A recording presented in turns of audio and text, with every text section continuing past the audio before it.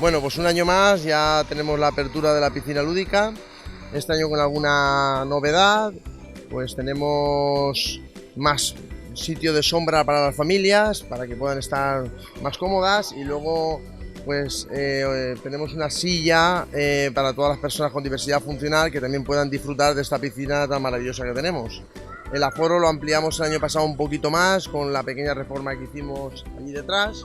Ahora son 380 personas y bueno, yo creo que se nota que un año más pues desde el ayuntamiento hemos invertido para que la gente pueda disfrutar de este maravilloso lugar y pasar un verano más cómodo.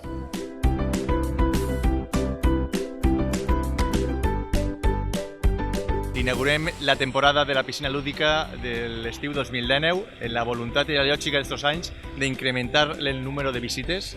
Ja l'any passat arribaven a 39.000 visites durant tot l'estiu i això és fruit, entre altres coses, perquè la gent disfruta d'aquest espai i també jo crec que d'alguna manera en el 2016 farem un ajust important de les tarifes per a que sigui un espai còmode, confortable i assumible. Per tant, esperem que aquest any superi aquest repte de 39.000 visites durant l'estiu.